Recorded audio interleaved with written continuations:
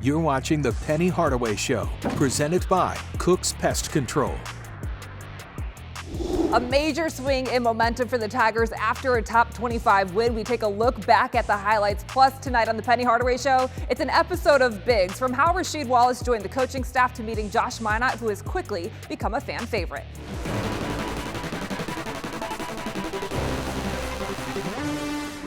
The game is on. The Penny Hardaway Show is presented by Cook's Pest Control. You don't have to live with pests. Call Cook's Pest Control and get a free quote today.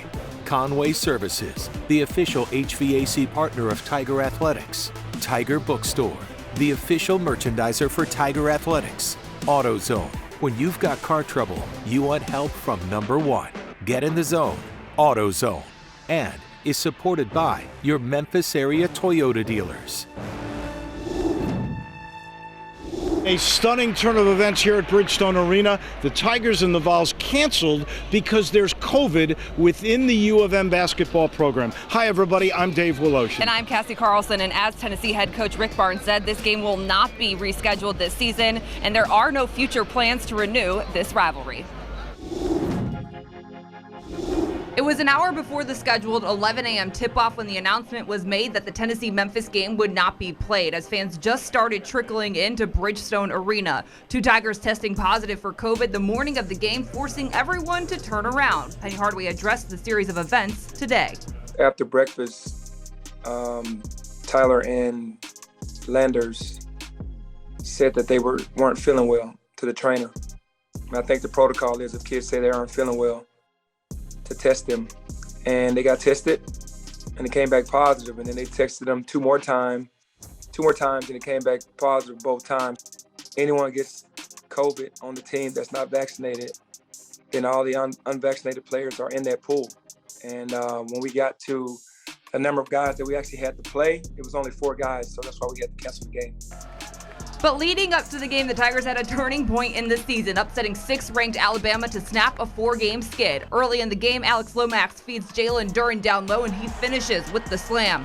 Then off a turnover on the fast break, it goes Amani Bates to Tyler Harris, who throws up the lob, and DeAndre Williams puts it away. Second half, Tyler Harris from far out, count it. Less than a minute later, Harris again hits the triple. FedEx Forum erupted. Players described it like playing 2K.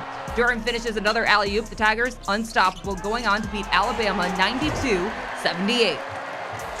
The Defensive Player of the Week goes to Landers Nolley, a team-high 4 steals against the Crimson Tide, along with 4 rebounds. This week's outstanding performance, DeAndre Williams, who put up the season-high 20 points, 6 assists, and 3 steals in the Tigers' upset. Coach, when we think about your staff, you got the Yoda guru in Larry Brown, the up-and-coming brilliant guy in Cody Toppert, the big guy, expert in Rasheed. How did you come up with this idea to put these guys all together? Well, with Cody, it came through a mutual friend that knew that he was working with the Phoenix Suns and their staff got fired, and he was available, so I called and interviewed him for probably like 2 months. And we just talked about basketball all the time, so he was the guy that I was told to called him. We kind of hit it off as far as talking about basketball, and our philosophies were kind of the same when it came to what we wanted to do dynamically with the offense. And with Coach Brown, I played for him and understood what he would bring to the table. And with Rasheed, I never played with him. I've always competed against him, and I wanted him to come because he's a champion. He was one of the most vocal guys out on the floor with talking. He's a total team guy, and he's one of the best bigs, inside-out bigs, to ever play the game, so that's why I wanted him to be a part of the staff as well. With Rasheed Wallace, he had never coached at the college level before. How did you know or have confidence that his coaching style and his playing style would translate with your guys? Well, playing at North Carolina under Coach Dean Smith, the late Coach Dean Smith, I knew that he had been taught properly in college and that he understood the game. Going to the NBA, he played on some really good teams. He's part of the championship team in Detroit with Coach Brown. And I knew that his basketball knowledge from talking to him was so strong that the kids would definitely benefit from having him around as well. You kind of stole him away from Lemoyne Owen, is the word. Is that true? Well, he wasn't really hired by Lemoyne. I think he was thinking about, being the head coach at Lemoyne. And once I heard that he was thinking about being Lemoyne's coach, I just approached him and was like, are you really serious about coaching on the next level? Because I had seen him earlier in the summer and he was like, I'm going to stick with prep school and AAU, and he came.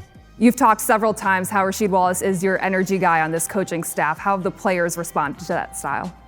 Yeah, he's very positive. When you see Rasheed back in the day with this growl and always getting into it with the referees, you wouldn't think that he was one of the most positive guys, but he really is. So that translates and resonates with the guys because, we're always on him.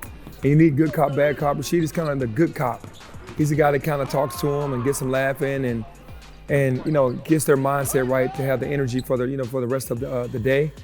And that translates well with them, and they love him. So I've heard like the menacing guy, and we remember all those technicals, but he's really a teddy bear, isn't he? Yeah, he's actually a loving guy. He's a family guy. He's a team guy. It's just something that he had going on with the refs back in the day, but he's totally not like that off the court. Take us inside what it's like to work with a staff like this and for a team that has so many stars on it. With Coach Brown, him and I, of course, we were already together. Working with Coach Cody Topper, he's a fireball. I thought I was a fireball, but no. He's the actual energy guy? Yes, he is high energy, but I love it because on this level, that's what kids need, You don't get that too much from coaches on an NBA level because they more professional and, things like that. But Coach Top, he's great with the kids, and just working with Penny, it was something different because it's my first time working with another NBA guy. So, I took that challenge and just sitting back watching to see that, Coach knows what he's talking about with the guys. He had a group of guys that were already used to his program and his ways of coaching. So to bring that and watch that, it's pretty good. It's pretty good. On the relating to players, and I've watched you now in these warm-ups with these big guys, and how much fun they are having, how much fun you're having. It sometimes gets physical, though. There was one play in a warm-up where finally Duran got past you, and the whole place went nuts. But the relationships you have, they seem already special.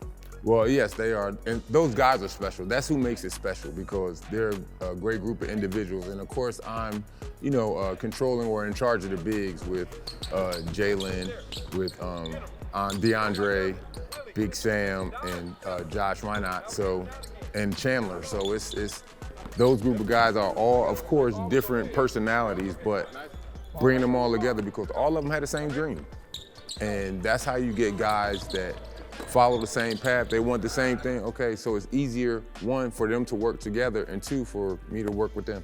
When you talk about that NBA dream, talk about Josh Minot, because he was one of the smaller names, I guess you could say, coming in, but one of the guys that has really emerged in the first few games, and I know after that pro day you guys had too.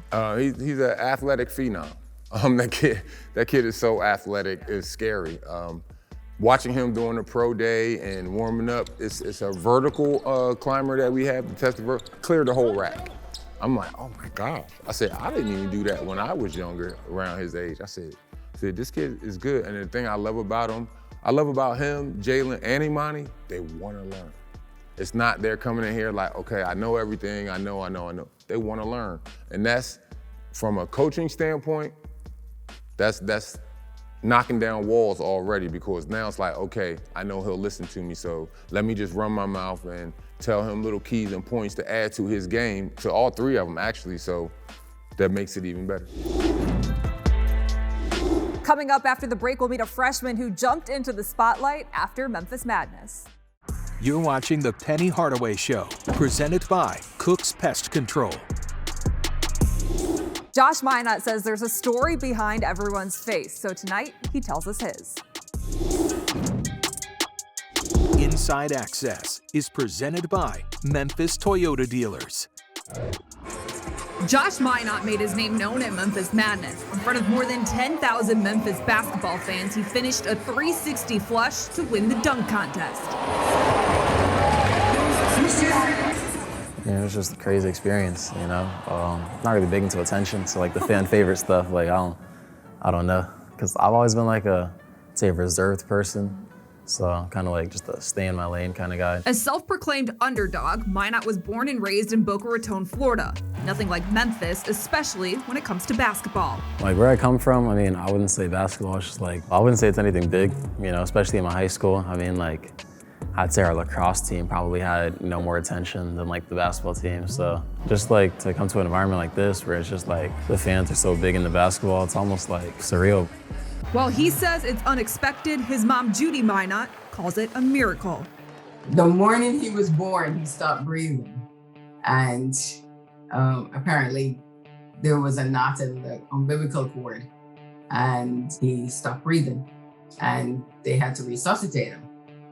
And so I said, there must be a reason why you're here, because you really could have been gone. So Judy raised Josh as a single mother, determined to give him everything he needed to succeed. I remember very well, because I actually start work even now at 5 a.m.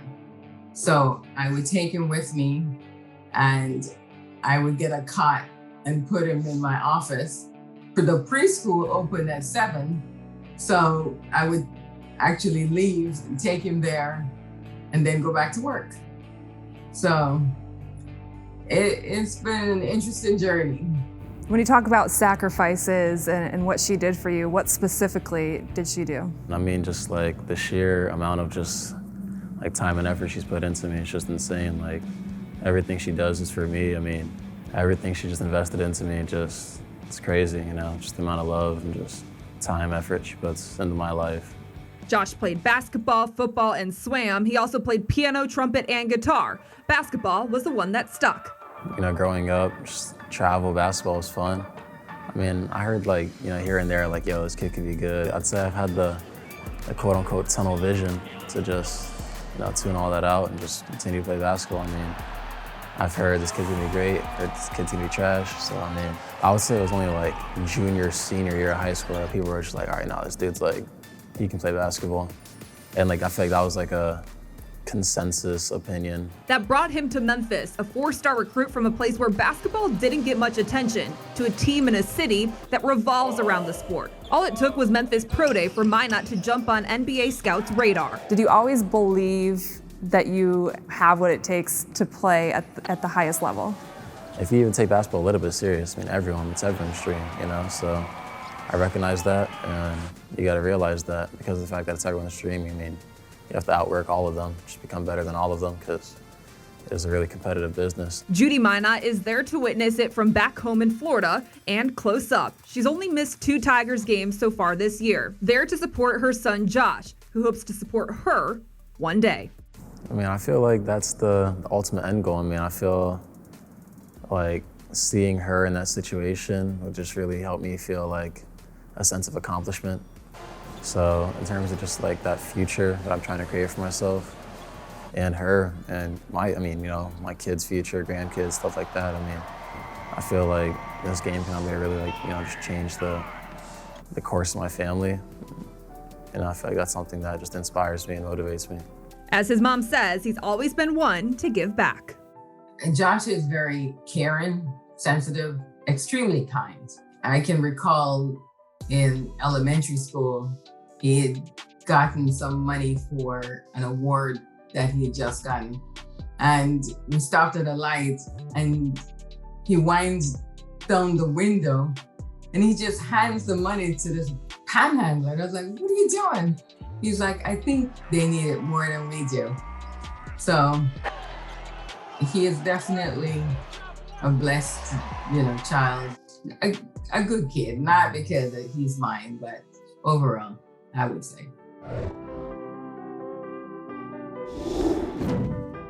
Coach, there are certain guys that the first time you see them, there's just something about them. They're just a joy to watch. And I think Josh Minot is one of those guys. Yeah, he was a hidden gem, to be very honest with you. We recruited Josh over FaceTime and Zoom. We didn't have an opportunity during the pandemic to go out and watch him play.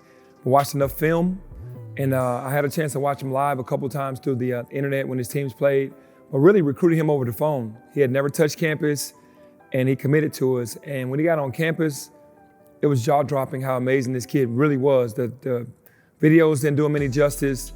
The live feed in high school really didn't do him any justice because of the way the teams double-teamed him and triple-teamed him. But when he got on campus, we knew right away that we had something special, and Josh is very special. After your NBA Pro Day, he was the guy that kind of jumped on the scene as a potential first-round draft pick in next year's draft. What were the scouts' feedback to you on Josh Minot? They loved where he was athletically.